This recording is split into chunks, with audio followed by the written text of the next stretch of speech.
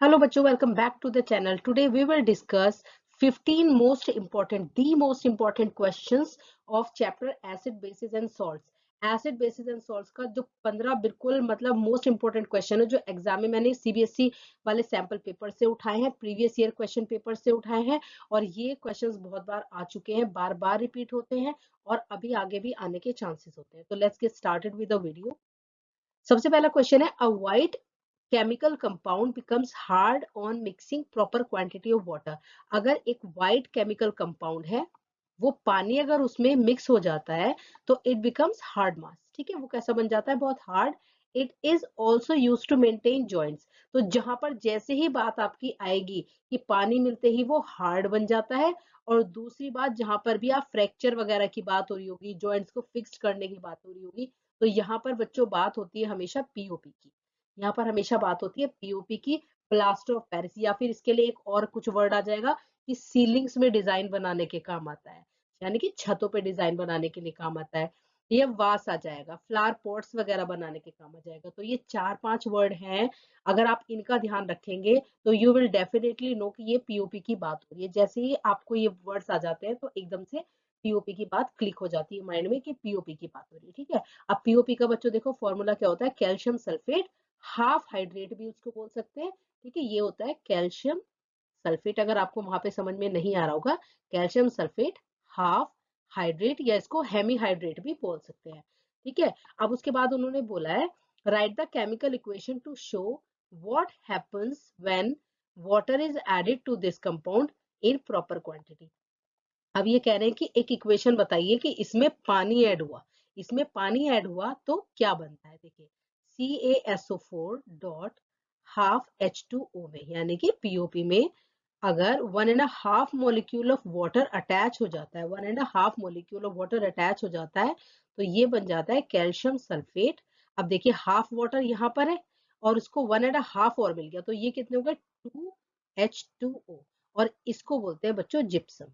ये क्या होता है, जिप्सम. ये हार्ड मास होता है. तो पेपर में अगर जिप्सम आ जाता है, देखिए अगर पीओपी आ जाता है तो आपको ये लिख के आना है, इक्वेशन आ जाती है तो आपको ये लिख के आनी है पानी मिलने के बाद.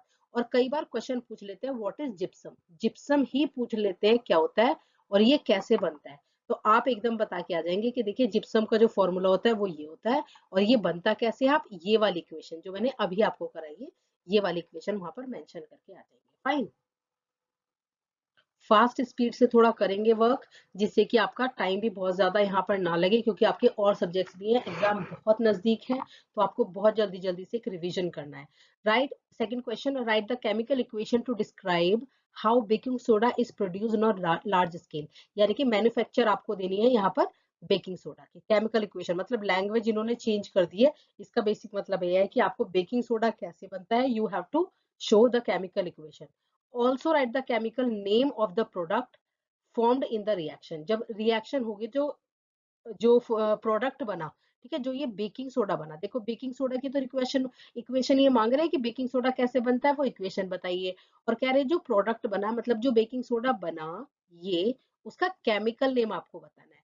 तो बेकिंग सोडा के लिए आप बहुत अच्छे से याद करके जाएंगे, NaCl में वाटर, कार्बन डाइऑक्साइड और अमोनिया, NaCl H2O. ठीक है, ये जो साइड में आपका ये H2O बना हुआ है ना बच्चों, इसको सब ध्यान रखेंगे, ये H2O, यहाँ पर 2 छोटा सा है, CO2, इस तरीके से है.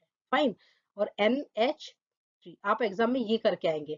ये टाइपिंग में टाइम लग जाता है, इसलिए हमने जल्दी की वजह से, जैसे ये है NH4Cl, ये है. ठीक है, तो ये ध्यान रखेंगे, ये 4 प्रोडक्ट आपके रिएक्टेंट्स आपके यूज होते हैं to make baking soda. This is the formula of baking soda. ये बेकिंग सोडा का फॉर्मूला, और केमिकल नेम है आप इसका बेकिंग सोडा का सोडियम बाइकार्बोनेट. और इसका एक और नाम होता है, बाइकार्बोनेट को बच्चों हम और क्या लिख सकते हैं, सोडियम हाइड्रोजन कार्बोनेट. तो दोनों में से कुछ भी आप लिख के आइए, सोडियम बाइकार्बोनेट या सोडियम हाइड्रोजन कार्बोनेट, ये होता है baking soda.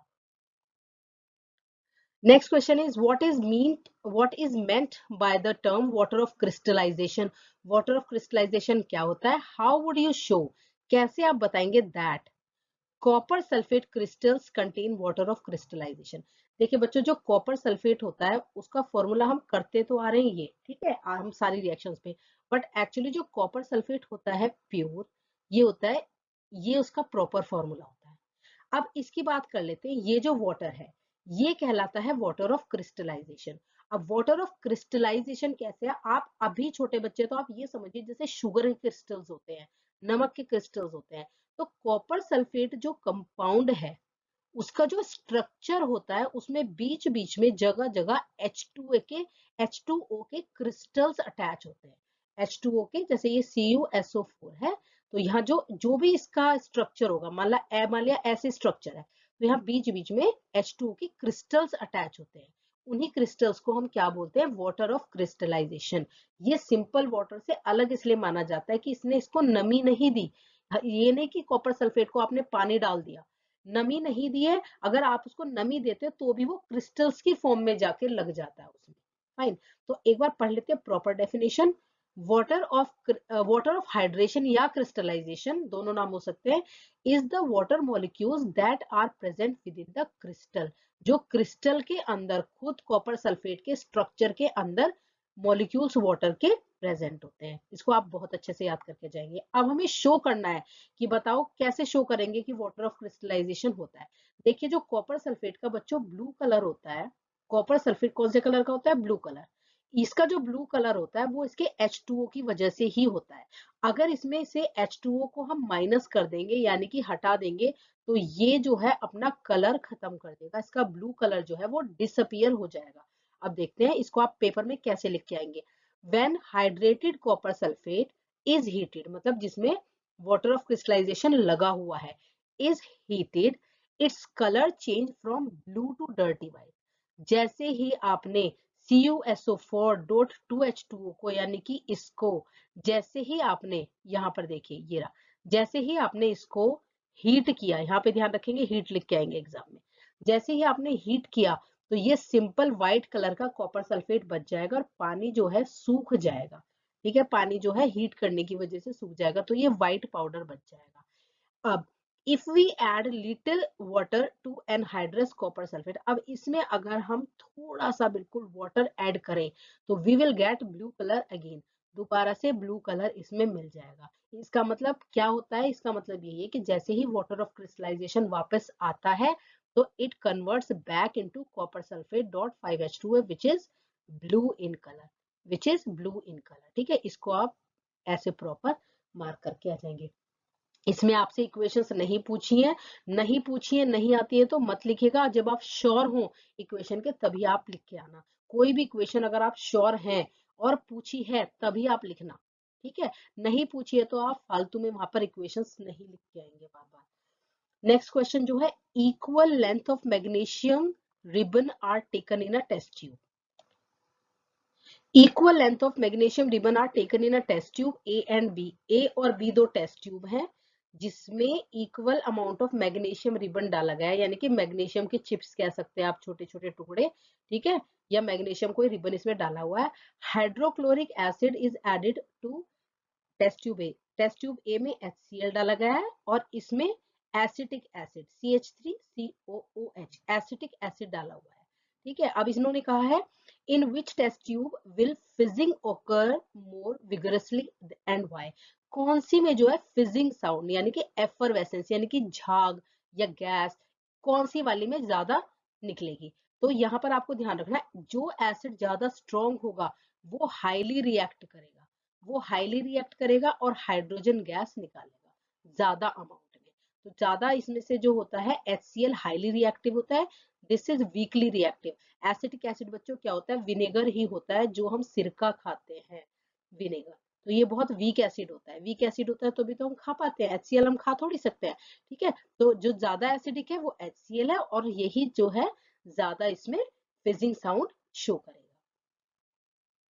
Next question, name the natural sources of each of the following. इन सब के जितने भी एसिड्स है, देखिए यहाँ पे मैंने 4 मेंशन किए हैं, बट जितने भी एसिड्स हैं आपको you have to learn their sources, और या फिर आपको वहां पर फ्रूट एंड वेजिटेबल दे देंगे, you have to mention the acid present in them. तो जो क्वेश्चन मैंने कुछ छोटे अमाउंट में भी लिखे हैं, कुछ कुछ पार्ट्स समझ लीजिए, वो इंपॉर्टेंट टॉपिक है और आपको तैयार करके जाना है बिल्कुल से फुली।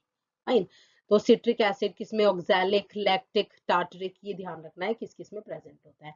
नेक्स्ट क्वेश्चन है आपका, the pH of mouth of a person is lower than 5.5। देखिए हमारे जो माउथ का बच्चों पीएच होता है वो 5.5 होता है एग्जैक्टली, ठीक है 5.5। अगर पीएच 5.5 से लेस हो रहा है, तो पीएच जब लेस होता है बच्चों तो एसिडिटी या एसिडिक कैरेक्टर बढ़ता है, एसिडिक कैरेक्टर इंक्रीज होता है, इंक्रीज होता है। तो जैसे ही पीएच माउथ की फॉल हुई, लोअर हुई, तो एकदम से क्या हो गया, माउथ में एसिडिक कैरेक्टर इंक्रीज हो गया, एसिडिक कैरेक्टर क्या हो गया, इंक्रीज हो गया। तो यही आप लिख के आएंगे, acid will be formed in the mouth which causes tooth decay. तभी एक क्वेश्चन आ जाता है एग्जाम में कि शुगर खाने के बाद हमारे दांत जो है वो खराब क्यों होते हैं, या शुगरी फूड खाने के बाद। तो शुगर या शुगरी फूड के बाद हमारे जो माउथ में वो एसिडिक कैरेक्टर जो है बढ़ जाता है, यानी कि पीएच वैल्यू कम हो जाती है। बार बार बता रही हूँ, पीएच वैल्यू कम होना मतलब एसिड बढ़ना। जितनी कम पीएच होगी उतना ही ज्यादा एसिड होगा, उतना ही ज्यादा स्ट्रॉन्ग एसिड होगा, ठीक है। तो पीएच जैसे ही कम होती है माउथ के अंदर एसिडिक कैरेक्टर बढ़ जाता है और दांत जो है वो खराब होने लग जाते हैं। उसके लिए कुछ मेजर्स अपनी तरफ से लिख देना कि एसिडिक कैरेक्टर माउथ में ना हो, उसको कैसे कंट्रोल करेंगे। तो ये wash your mouth with water after every meal, हर मील के बाद या रात में सोने से पहले ब्रश करके सोएं, ये सब ठीक है। और ऐसा करने से, या टूथपेस्ट का यूज करें, ये ठीक है, ये थर्ड में भी आ जाता है, ठीक है टूथपेस्ट। तो यहाँ पे एक क्वेश्चन और इंपॉर्टेंट एग्जाम में आ जाता है कि why do we use toothpaste, toothpaste हम क्यों यूज करते हैं ब्रश करने के लिए। देखिए मुंह में क्या प्रेजेंट होता है, एसिड, और टूथपेस्ट बच्चों क्या होता है, बेस। टूथपेस्ट जो होता है वो होता है बेस, ठीक है। तो जैसे माउथ में एसिडिक कैरेक्टर बढ़ा, उसमें हमने बेस अटैच कर दिया, ठीक है, बेस मिक्स कर दिया, यानी कि ब्रश करते टाइम बेस मुंह में चला गया। तो एसिड के साथ जब बेस मिलता है तो जो है एसिडिक कैरेक्टर खत्म हो जाता है, मतलब कि न्यूट्रल हो जाता है। न्यूट्रल का मतलब है अब कोई दिक्कत नहीं है, एसिडिक कैरेक्टर कम हो गया। तो बार बार क्वेश्चन में पेपर में ये क्वेश्चन आता है कि टूथपेस्ट क्या चीज होती है, तो toothpaste is a base, base होता है, इसलिए हम उसको ब्रश करने के लिए यूज होते हैं, माउथ की एसिडिटी खत्म करने के लिए। Next question, a compound X of sodium is commonly used for making crispy पकोड़ास। वो कह रहा है एक सोडियम का कंपाउंड है, a compound X of sodium, ठीक है, कोई कंपाउंड है। अभी कंपाउंड का नाम सोडियम नहीं बताया, ये बताया है कि वो जो कंपाउंड है वो बच्चों सोडियम का कंपाउंड है, और वो पकोड़े वगैरह बनाने में जो है उनको क्रिस्पी करने में मदद करता है। एक तो ये आपके पास हिंट दे दिया उन्होंने, ठीक है। नेक्स्ट जो आपसे बोला है, it is also use for curing acidity. दूसरा हिंट क्या दे दिया, वो एसिडिटी को कम करने में काम आता है। आइडेंटिफाई एक्स, तो ध्यान रखना पेपर में और भी क्वेश्चन आ जाता है कि एसिडिटी को कम करने के लिए हम क्या खा सकते हैं। तो हम खा सकते हैं pinch of baking soda, pinch of मतलब एक चुटकी बेकिंग सोडा हम खा सकते हैं, बेकिंग सोडा। तो यहाँ पर, और वो जो है पकोड़े वगैरह को क्रिस्पी बनाने के काम भी करता है। तो टू हिंट से वी हैव कम अक्रॉस कि हमारे पास जो है आंसर अब यहाँ पर वो है बेकिंग सोडा, बेकिंग सोडा की बात हो रही है।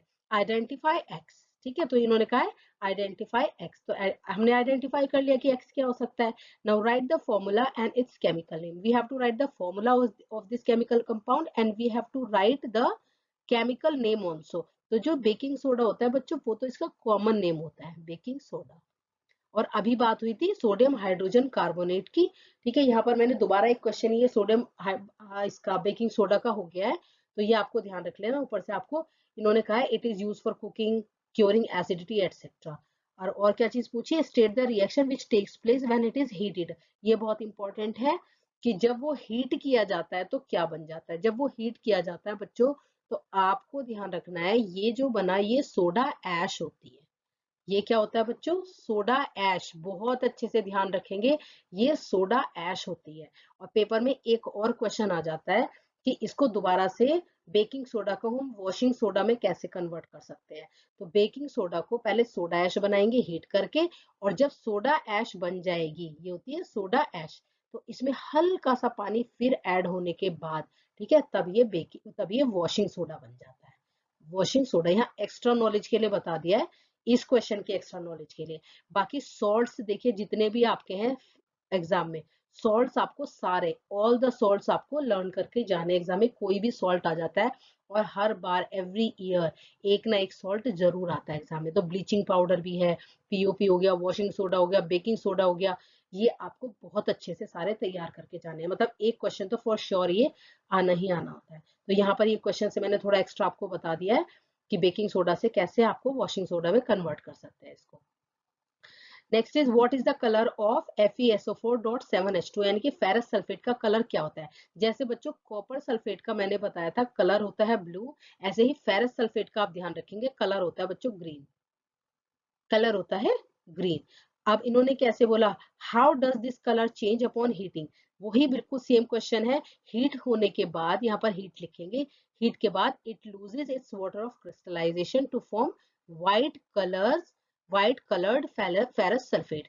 ये अपना वाटर ऑफ क्रिस्टलाइजेशन यहाँ से सुखा देता है या लूज कर देता है और क्या बन जाता है, व्हाइट कलर का फेरस सल्फेट। ठीक है, अगर उसको दोबारा, और हाँ एक क्वेश्चन इसमें और भी ज्यादा आ जाता है कि मिनिमम थोड़ी सी हीट देने पे तो ये फेरस सल्फेट बन गया व्हाइट कलर का। उसके बाद ये कहते हैं अगर एक्सेसिव हीट दी गई, बहुत ज्यादा हीट दी गई तो क्या होगा। देखिए बहुत ज्यादा हीट देने के बाद, मान लिया पहले तो ये था, इसमें हल्की सी हीट दी तो ये बन गया फेरस सल्फेट। अब इसमें और एक्स्ट्रा अगर आप हीट देते ही चलेगा यहाँ पर, तो थोड़ी देर के बाद बच्चों ये बन जाता है फेरस ऑक्साइड, और दो गैसेस निकलती हैं SO2 और SO3, सल्फर डाइऑक्साइड और sulphur trioxide. Next question, answer the following question, state the colour of phenolphthalein in soap solution. Soap solution में फिनोल्फ्थलीन का कलर क्या हो जाएगा, phenolphthalein will turn pink in soap solution, soap solution में वो pink रहेगा phenolphthalein. ठीक है, और name the by product of chlor alkali process, chlor alkali process का जो है बाय प्रोडक्ट क्या होता है, which is use for making bleaching powder. Bleaching powder बनाने में काम आता है क्लोरीन, ध्यान रखेंगे ब्लीचिंग पाउडर बनाने में क्लोरीन काम आता है। तो chlorine is the by product of chlor alkali process. Chlor alkali process आप देख लेंगे एग्जाम में आएगा, NaOH बनाने के काम आएगा। इस क्वेश्चन को सेपरेट करा देते हैं बाद में, चैप्टर आप देख लीजिएगा, मैंने एसिड बेसिस एंड सॉल्ट्स का चैप्टर डाला हुआ है पूरा, तो वहां पे सब कुछ मेंशन है क्लोर अल्कली प्रोसेस और ये सब। ठीक है, तो बस अभी आपको मैं क्वेश्चन फटाफट करा देती हूँ कि क्लोरीन जो होता है वो बाय प्रोडक्ट होता है और वो ब्लीचिंग पाउडर बनाने में काम आता है। Next, name one indicator which specifies the various level of H+। ये कह रहे हैं एक ऐसा इंडिकेटर बताइए जो अलग अलग टाइप की पीएच के लिए हम यूज करते हैं, यानी कि अलग अलग टाइप के कंपाउंड्स के लिए हम यूज कर सकते हैं। तो एक ऐसा इंडिकेटर है बच्चों यूनिवर्सल इंडिकेटर। यूनिवर्सल इंडिकेटर से आप बहुत सारे कंपाउंड्स का पता कर सकते हो। यूनिवर्सल इंडिकेटर की डेफिनेशन अच्छी तरीके से करके जाएंगे, it is the mixture of several indicators, it is the mixture of several indicators which give different color on different pH। ये याद रखेंगे, which give different color on different pH। एक सॉल्यूशन होता है यूनिवर्सल इंडिकेटर जो बहुत सारे indicators का मिक्स करके बनाया हुआ होता है और अलग अलग पीएच पर ये कभी रेड दे देता है, कभी ब्लू कलर देता है, कभी ये पर्पल कलर देता है, तो उससे हमें पीएच का पता चलता रहता है। नेक्स्ट क्वेश्चन, अरे चलो ये आ ही गया question, define universal indicator. Universal indicator is a mixture of several indicators used to find pH of a solution. ठीक है, ये आपको लर्न करके जाना है, डेफिनेशन बहुत इंपॉर्टेंट क्वेश्चन है। मेंशन इट्स वन यूज, एक यूज इसका कोई भी बता दे तो it is use to measure the level of H+ ions. H+ ion का मतलब मेजर करने के काम आता है कि किस चीज में हाई होंगे किस चीज में कम होंगे। डार्क रेड होता है तो बहुत ज्यादा एसिडिक होता है, बहुत कम H+ हुए, जितना ज्यादा एसिडिक उतने कम H+, और धीरे धीरे ये येलो में चेंज होता है, तो जैसे जैसे उसका एसिडिक कैरेक्टर कम होता रहेगा H+ आयंस बढ़ते रहेंगे, ये आपको ध्यान रखना है। मतलब H+ कंसंट्रेशन, पीएच वैल्यू बढ़ती रहेगी। ठीक है, आपको ध्यान रखना है, पीएच वैल्यू से पता चलता है, पीएच वैल्यू जितनी कम होगी उतना ज्यादा एसिडिक होगा, और एसिडिक ज्यादा का मतलब H+ आयन की कंसंट्रेशन ज्यादा होती है बेटा। जितने ज्यादा H+ आयंस होंगे किसी चीज में उतना ज्यादा एसिडिक होगा और उतनी ही कम पीएच होगी। बस ये आपको रिलेशन अगर याद हो गया तो आपको कोई भी प्रॉब्लम नहीं होगी। जितने ज्यादा H+ उतना ज्यादा एसिडिक, उतना ज्यादा एसिडिक, बट पीएच जो है कम होती है, ध्यान रखना पीएच जो है कम होती है, क्योंकि पीएच जो होती है बच्चों वो 1/H+ होती है। तो जितना ज्यादा H+ आयन उतनी कम पीएच उतना ज्यादा एसिडिक। ये आपको रिलेशन बिल्कुल याद कर लेना अच्छे तरीके से। नेक्स्ट क्वेश्चन जो है इसमें, solution A gives pink colour when a drop of phenolphthalein indicator is added to it. कोई सॉल्यूशन है ए, कोई सॉल्यूशन है ए, और जब उसमें जो है फिनोल्फ्थलीन ऐड किया गया, फिनोल्फ्थलीन ऐड किया गया, तो वो कौन सा कलर बता रहे हैं, वो बता रहे हैं solution A gives pink colour, pink colour. ठीक है, तो ये ध्यान रखेंगे, पिंक कलर जो है फिनोल्फ्थलीन वो बेस इसमें देता है बेसिक्स में। ठीक है, तो ए इज बेसिक इन नेचर, ए जो है बेसिक होगा नेचर में, क्योंकि बेसिक जो है फिनोल्फ्थलीन के साथ पिंक कलर ही रहने देते हैं। नेक्स्ट क्वेश्चन जो है, solution B gives red colour when added to methyl orange. Methyl orange के साथ अगर कोई रेड कलर दे रहा है तो इसका मतलब वो एसिडिक है। ये मैंने इंडिकेटर्स की एक छोटी सी वीडियो डाली हुई है बच्चों, ये मैंने इंडिकेटर्स की एक छोटी सी वीडियो डाली हुई है, सारा कुछ मेंशन किया हुआ है उस छोटी सी वीडियो में। आप इसको बिल्कुल लर्न करके चले जाएं, कौन सी चीज कब देती है रेड कलर, कब देती है पिंक कलर। ठीक है, what type of solution are A and B, तो ये बता दिया कि सॉल्यूशन ए और बी जो है ऐसे, एक बेसिक है नेचर में और एक एसिडिक है। और उसके बाद क्वेश्चन पूछा है आपका, which of these will have higher pH, किसकी पीएच इनमें से ज्यादा होगी। तो देखिए, एक है एसिडिक और एक है बेसिक। अभी बात बताया था एसिड्स की पीएच बहुत कम होती है, बहुत लेस होती है। ठीक है, और बेसिक्स की पीएच जो है वो बहुत ज्यादा होती है। तो यहाँ ध्यान रखना, इसमें ये लिखा हुआ है A will have higher pH than B, A will have higher pH than, क्यों, क्योंकि ए जो है वो बेसिक है, ए जो है बेसिक है। अभी आपको बताया बेसिक्स की पीएच बहुत ज्यादा हाई। फाइन, अब name one salt whose solution has pH greater than 7। कोई भी एक सॉल्ट बता दीजिए जिसकी पीएच ज्यादा हो 7 से।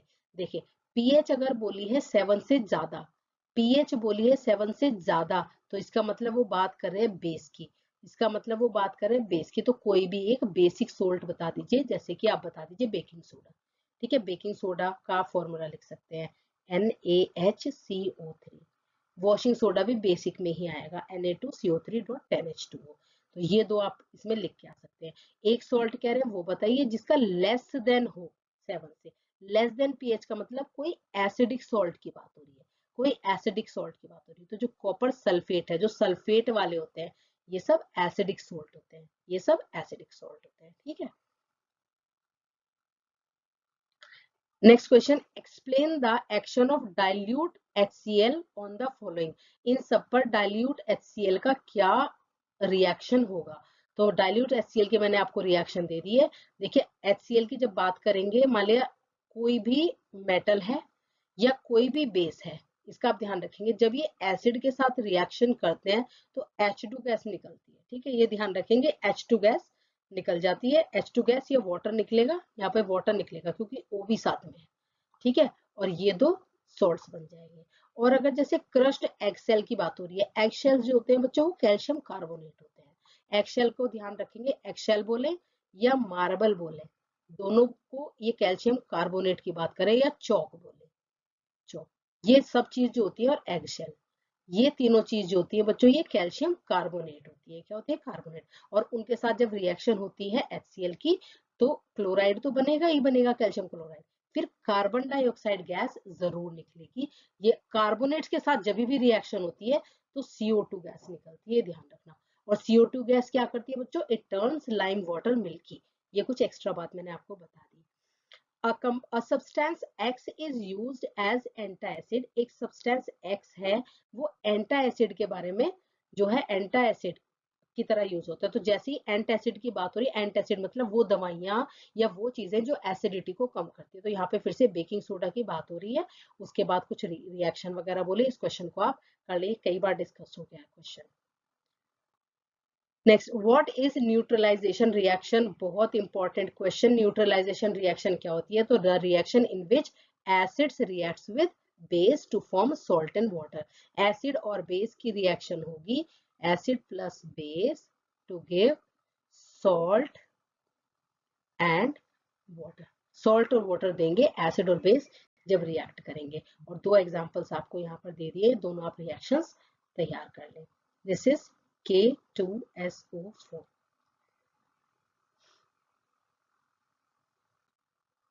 नेक्स्ट क्वेश्चन है, ये 5 क्वेश्चंस अटैच कर दिए जो थियोरेटिकल पार्ट आपका आता है बेसिकली।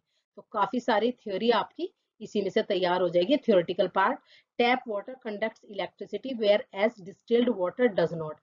जिस बात में भी इलेक्ट्रिसिटी कंडक्ट होने की बात हो रही होगी, आपको कुछ समझ में आए या नहीं आए, आपको उस चीज में लिख देना है कि उसमें फ्री आयंस मौजूद होते हैं। जिसमें इलेक्ट्रिसिटी कंडक्ट होती है उसमें फ्री आयंस, कौन से आयन है, कैसे हैं, आपको कुछ नहीं वहां पर मेंशन करना। सिर्फ आपको लिख लेना है कि टैप वाटर इसलिए इलेक्ट्रिसिटी कंडक्ट करती है क्योंकि उसमें फ्री आयंस होते हैं, डिस्टिल्ड वाटर इसलिए कंडक्ट नहीं करती क्योंकि उसमें फ्री आयंस नहीं होते। बस अपने आप एग्जाम में नंबर आपको मिल जाते हैं, कुछ नहीं करना। टैप वाटर कंटेन्स आयंस, इसलिए उसमें से कंडक्टर बन जाता है वो good, whereas distilled water जो है उसके अंदर आयंस नहीं होते। नेक्स्ट क्वेश्चन है ड्राई, ये बहुत इंपॉर्टेंट क्वेश्चन है, ये जो मैं कराऊंगी। ड्राई हाइड्रोजन क्लोराइड यानी कि ड्राई HCl की, सूखे HCl की बात हो रही है। Dry HCl gas does not turn blue litmus to red. मतलब एक तरीके से आपको दूसरी लैंग्वेज में देखो, एसिड्स जो है वो ब्लू लिटमस को रेड में चेंज करते हैं। तो कुल मिला के एक घुमा के आपको लैंग्वेज दे दी है और आपसे ये बोला है कि ड्राई HCl जो है वो बच्चों एसिडिक कैरेक्टर शो नहीं करता। कुल मिला के क्वेश्चन ये है, अगर ब्लू लिटमस को रेड चेंज नहीं कर रहा है तो इसका मतलब एसिडिक कैरेक्टर नहीं शो कर रहा है। नेक्स्ट पूछा है वेयर एज डाइल्यूट HCl, जबकि डाइल्यूट HCl जो है वो जो है डज, डज मतलब शो करता है। तो डाइल्यूट HCl शो करता है एसिडिक कैरेक्टर, बट ड्राई नहीं करता। तो ये आपने जब कोई चैप्टर पढ़ा है तो उस चैप्टर में आपको बताया कि acids acids behave acidic only in the presence of water, only in the presence of water। Acids जो हैं अपना जो एसिडिक कैरेक्टर शो करते हैं, acids show their acidic character only in the presence of water, क्योंकि पानी में मिलते ही जो एसिड्स हैं वो आयंस में ब्रेक हो जाते हैं। और अभी बात करिए, अगर आयंस हैं तो इलेक्ट्रिसिटी कंडक्ट होगी, आयंस नहीं है तो इलेक्ट्रिसिटी कंडक्ट नहीं होगी। आयंस है तो H+ आयन जो है अपने कैरेक्टर शो करेगा, आयंस के कैरेक्टर शो करेगा। तो यही आपको सिर्फ आंसर लिख के आना है कि dry HCl does not dissociate into ions. Dry HCl जो है आयंस में नहीं टूटता है, इसलिए एसिडिक कैरेक्टर शो नहीं करता है, इसलिए नो इफेक्ट ऑन लिटमस। और डाइल्यूट HCl, जो डाइल्यूट HCl है, ये यहाँ पर देखिए डाइल्यूट HCl है, वो पानी के मिलते ही आयंस बना देता है, इसलिए वो ब्लू लिटमस को रेड चेंज कर देता है। तो जैसे ही HCl में कोई भी एसिड है, H2SO4 है, जब तक इनको वाटर नहीं मिलेगा तब तक ये आयंस में ब्रेक नहीं होंगे। ठीक है, आयंस में ब्रेक नहीं होंगे, और आयंस में ब्रेक नहीं होंगे तो एसिडिक कैरेक्टर काम नहीं करेगा। ठीक है, एसिडिक कैरेक्टर काम क्यों नहीं करेगा, क्योंकि एसिडिक में होते हैं H+ आयंस। जब तक ये H+ आयंस टूट के नहीं गिरेंगे तब तक ये समझ लीजिए एसिडिक कैरेक्टर नहीं होगा। Next question, during summer season a milkman usually add very small amount of baking soda. Important question है। मिल्कमैन जो है वो बेकिंग सोडा यूज करता है लिटिल अमाउंट में, ठीक है, दूध में डालने के लिए। तो देखिए दूध में होता है बच्चों लैक्टिक एसिड, लैक्टिक एसिड काफी देर रखने के बाद ये लैक्टिक एसिड जो है दूध को खराब कर देता है, ठीक है, मिल्क को खराब कर देता है। तो क्योंकि इसमें एसिड प्रेजेंट है, कौन सा एसिड प्रेजेंट है, लैक्टिक, बार बार याद रखेंगे लैक्टिक, वो उसमें बेकिंग सोडा ऐड कर देता है, थोड़ा सा पिंच। बेकिंग सोडा क्या होता है, बेस। अभी बात करी थी कि बेस जब एसिड्स के साथ रिएक्ट करेंगे तो एसिडिक कैरेक्टर को बिल्कुल खत्म कर देंगे, ना बेस रहेगा ना एसिड रहेगा, न्यूट्रल हो जाएगा। तो मिल्क जो है वो जो है न्यूट्रल हो जाएगा, ना वो एसिडिक रहेगा ना वो बेसिक रहेगा, मतलब खराब नहीं हो पाता। Next question, for dilution of N acid, जब एसिड का डाइल्यूशन होता है, जब एसिड्स का बच्चों डाइल्यूशन होता है, जब एसिड्स का, अभी मैंने इरेज किया है सारा इसलिए थोड़ा टाइम लग गया है। जब एसिड्स का डाइल्यूशन होता है मतलब जब एसिड्स को डाइल्यूट करते हैं, डाइल्यूट करना होता है मतलब एक तो होते हैं स्ट्रॉन्ग एसिड और एक होते हैं उनमें पानी मिला देते हैं, पानी मिलाने के बाद वो बन जाते हैं वीक एसिड। तो कह रहे हैं जब डाइल्यूशन होता है मतलब हमें एसिड को वीक बनाना होता है, तो वो कह रहे हैं acid is added to water not water to acid. तो क्या होता है, एसिड जो है वो ड्रॉप बाय ड्रॉप वाटर में डाल दिया जाता है, धीरे धीरे स्टर किया जाता है, घुमाया जाता है, तब जाके वो डाइल्यूट किया जाता है। ऐसा नहीं होता कि एसिड के अंदर हम पानी को मिला दें, एसिड के अंदर हम पानी को मिला दें। तो इसका रीजन बच्चों आपको याद रखना है, जो एसिड की और वाटर की रिएक्शन होती है वो हाईली एक्सोथर्मिक होती है। हाईली एक्सोथर्मिक यानी कि हीट निकलती है बहुत ज्यादा। तो अगर आप एसिड में ड्रॉप बाय ड्रॉप पानी डालेंगे तो बहुत ज्यादा हीट निकलेगी। बहुत ज्यादा जैसे हीट निकलेगी तो ये बर्तन जो है ये ब्रेक भी हो सकता है, और हीट की वजह से एसिड आपके ऊपर आके उछलकर स्प्लैश भी हो सकता है, छींटे लग सकते हैं। जबकि अगर हम क्या करें, पानी ले लें, यहाँ क्या ले लें हम, वाटर, और उसमें थोड़ा सा एसिड डाल दें, तो जो हीट रिलीज होगी वो यहीं पर अब्जॉर्ब हो जाएगी। फिर थोड़ा एसिड डालें, हीट रिलीज होगी, यहीं अब्जॉर्ब हो जाएगी। देखिए काम तो फिर भी वो पानी में एसिड मिलाइए या एसिड में पानी मिलाइए, काम तो बात वही हो रही है। ठीक है, लेकिन तरीका ये है कि आप जो है पानी ले लें पहले, उसमें थोड़ा थोड़ा सा एसिड डालते रहें, जो हीट अब्जॉर्ब होती रहेगी वो यही रहेगी और डाइल्यूट आपका एसिड हो जाएगा। Last question, ammonia is a base but it does not contain hydroxyl ion. Ammonia एक बेस तो है NH3, बट बेस तो वो होते हैं जो OH वाले होते हैं। तो ये कह रहे फिर अमोनिया को आपने बेस क्यों कहा, अमोनिया को आपने बेस क्यों कहा? इसका रीजन है NH3 जो है पानी में मिलने के बाद, पानी में मिलने के बाद NH4OH बन जाता है, अमोनियम हाइड्रोक्साइड बन जाता है। तो इसलिए हम इसको बेस की तरह ही कंसीडर करते हैं, ये बेस वाला ही वर्क करता है। Next question, define pH. PH क्या होती है? तो ये डेफिनेशन आपको पीएच दे दी है कि पीएच की डेफिनेशन आप लर्न कर लें अच्छे से। ड्रॉ अ फिगर, एक फिगर शो करें कि जो वेरिएशन बताती है पीएच में। देखिए ये वो वाली जो आपकी एनसीईआरटी में एक आपको फिगर दी हुई है कि 0 से लेकर 14 तक यहाँ पर पीएच वैल्यूज मार्क है, 14 तक। ठीक है, और इस तरीके से एक बच्चों ग्राफ बना हुआ है। ठीक है, कुछ आपका बना लेना, कुछ इस तरीके से ग्राफ बना हुआ है। ठीक है, कि जैसे ये सारा है इधर एसिडिक कैरेक्टर, ये आप तैयार करके आ जाएंगे एसिडिक, ये है आपका न्यूट्रल, और यहाँ पर है आपके बेसिक कैरेक्टर, यहाँ पर है बेसिक। तो 0 1 2 3 4 5 6 7, 7 से जो इधर वाले हैं ये सारे एसिड्स होते हैं और इधर वाले सारे बेसिस होते हैं। ये आपको फिगर बना के आ जानी है बहुत साफ सुथरी, अच्छे से आप अपनी बुक में से इसको रेडी कर लें अच्छे से। ठीक है, तो ये लेस देन 7 वाले एसिड्स होते हैं, ग्रेटर देन 7 वाले बेसिक होते हैं, और 7 जो होता है ये न्यूट्रल होता है, 7 जो होता है ये neutral. And the last question of this video is, what are olfactory indicators? Most important question, olfactory indicators कौन से होते हैं? तो olfactory का मतलब बच्चों स्मेल होता है, स्मेल, या वर्ड आ जाएगा ओडर, ये भी स्ट्रॉन्ग स्मेल होती है।